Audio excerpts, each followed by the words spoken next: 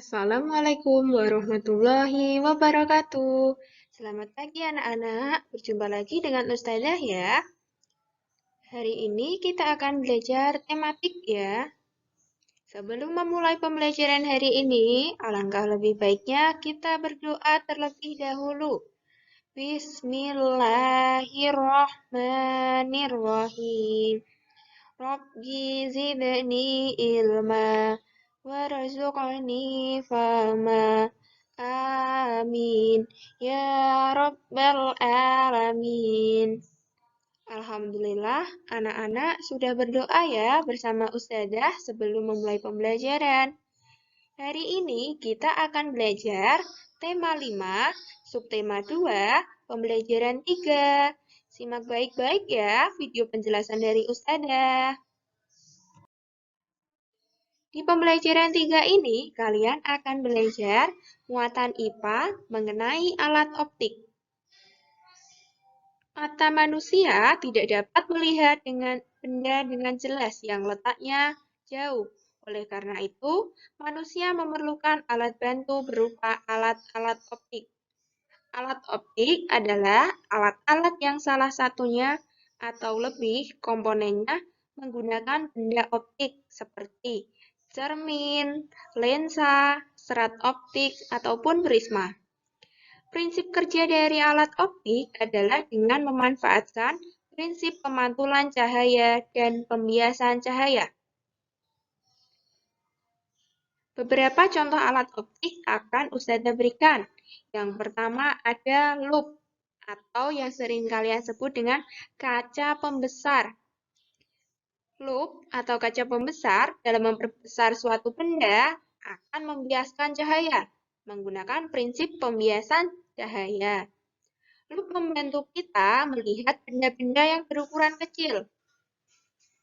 Loop menggunakan lensa yaitu lensa cembung ya. Bayangan yang dibentuk oleh loop memiliki sifat maya, tegak, dan diperbesar. Kalian bisa menggunakan loop ini untuk memperbesar ukuran seperti tulisan. Tulisan yang kecil-kecil menggunakan loop akan menjadi lebih besar. Ataupun benda-benda kecil, hewan-hewan kecil. Bisa kalian menggunakan loop atau kaca pembesar ini ya untuk melihatnya agar lebih jelas. Benda yang dilihat dengan bantuan loop akan tampak lebih besar. Nah, ini bisa kalian lihat ya. Ada tulisan. Tulisannya semula kecil-kecil jika tidak diperbesar menggunakan loop. Jika dilihatnya menggunakan loop, akan terlihat lebih besar. Nah, ini kalian bisa lihat ya perbedaannya. Ketika menggunakan loop juga lebih jelas. Alat optik yang berikutnya, yaitu kacamata. Tahukah kamu cara kerja kacamata? Cahaya dari luar menembus lensa bening, lalu dibelokkan ke retina mata, sehingga kita dapat melihat benda menjadi lebih jelas. Lensa kacamata bisa lensa cembung maupun lensa cekung ya. Benda optik yang memanfaatkan kacamata, benda optik salah satunya tadi ya ada loop, ada kacamata. Kacamata itu bisa ada kacamata minus, ada kacamata plus, ada kacamata silinder ya. Kalau kacamata minus itu menggunakan lensa cekung. Kalau kacamata plus menggunakan lensa cembung ya. Alat optik yang berikutnya yaitu ada mikroskop. Mikroskop adalah alat optik untuk mengamati benda-benda yang berukuran sangat kecil, misalnya bakteri, misalnya seperti virus, seperti sel, ya. Mikroskop sering dijumpai di laboratorium. Mikroskop dapat memperbesar bayangan sampai 1000 kali ya. Kalau ini saya berikan contoh ada mikroskop cahaya. Mikroskop cahaya ini menggunakan bantuan cahaya matahari ya. atau cahaya lampu. Pada mikroskop memiliki dua lensa cembung, yaitu lensa objektif dan lensa okuler. Lensa objektif berfungsi membentuk bayangan nyata, terbalik, dan diperbesar. Sedangkan lensa okuler berfungsi membentuk bayangan maya, tegak, dan diperbesar. Nah, ini ya, di sini ini namanya lensa objektif, sedangkan ini namanya lensa okuler. Jadi, sifat bayangan akhir apabila dibandingkan dengan benda yang diamati adalah terbalik dan diperbesar. Nah, ini ada gambar penampang sel ya. Sel hewan ini sepertinya atau sel bakteri ini bisa. Selain lup, terus kacamata, mikroskop, ada pula alat-alat optik lainnya ya, seperti periskop, teropong, dan kamera ya. Oh iya, satu lagi, teropong atau teleskop itu ya, hampir sama. Itu juga menggunakan alat optik.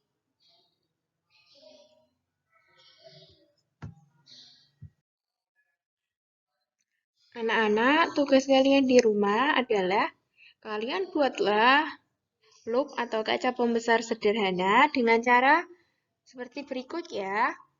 Siapkan alat dan bahan. Yang pertama ada kantong plastik bening atau botol bening dengan permukaan yang rata ya. Yang kedua, air. Yang ketiga, kertas dengan tulisan yang kecil-kecil. Adapun langkah kerjanya. Langkah yang pertama, isi kantong plastik dengan air. Langkah kedua, ikat kantong plastik.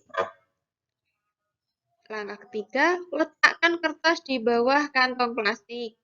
Langkah keempat, bandingkan tulisan asli dengan tulisan yang terlihat dari plastik. Langkah kelima, ulangi dengan kantong plastik yang berukuran 1/5 kali yang lebih besar atau lebih kecil dari semula. Keenam, bandingkan hasilnya. Apa perbedaan antara tulisan asli dan tulisan yang terlihat dari plastik? Mengapa perbedaan itu bisa terjadi? Apa kesimpulan yang dapat kamu temukan dari percobaan ini? Nah, anak-anak jangan lupa nanti hasilnya disajikan dalam bentuk laporan seperti ini ya. Kalian tulis di buku tugas kalian masing-masing, lalu kalian fotokan ke ustadzah dan ustadz masing-masing diunggah ke Google Classroom. Oh iya, jangan lupa ketika proses pembuatan atau proses pengamatan, kalian fotokan ya. Foto kalian ketika sedang menggunakan lup dari plastik atau botol bening tadi ya. Di pembelajaran 3 ini, kalian juga akan belajar tentang muatan bahasa Indonesia, tentang menyajikan informasi dari tabel ke dalam bentuk tulisan. Ayo kita baca informasi pada tabel berikut. Informasi tentang Pangeran Diponegoro. Lahir di Yogyakarta, 11 November 1785. Putra sulung Hamengkubuwono III. Perang Diponegoro pada tahun 1825. Perang disebabkan Belanda memasang patok. Belanda sewenang-wenang terhadap adat istiadat setempat. Perang berakhir tahun 1830. Dari tabel berikut, kalian bisa menyajikan dalam bentuk cerita ya. Nah, ini ceritanya dalam bentuk cerita. Kalau tadi dalam bentuk tabel, sekarang dalam bentuk cerita. Pangeran Diponegoro lahir 11 November 1785 di Yogyakarta. Pangeran Diponegoro adalah putra sulung Hamengkubuwono III. Pada tahun 1825 terjadilah Perang Diponegoro yang disebabkan pemasangan patok oleh Belanda.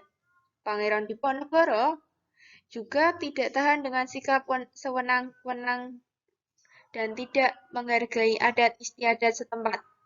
Perang berakhir pada tahun 1830.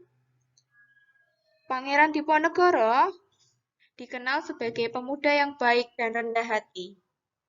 Nah, itu tadi ya, dari tabel bisa bisa diubah menjadi dalam bentuk paragraf ya, berupa cerita teks ya. Hari ini anak-anak sudah belajar banyak hal ya bersama Ustazah. Yang pertama, sudah belajar tentang alat-alat optik yang ada di sekitar kita. Ustazah review lagi ya, ada apa saja alat-alat optik? Ada kaca pembesar atau loop, ada kacamata, ada mikroskop ya. Selain itu ada apa lagi anak-anak?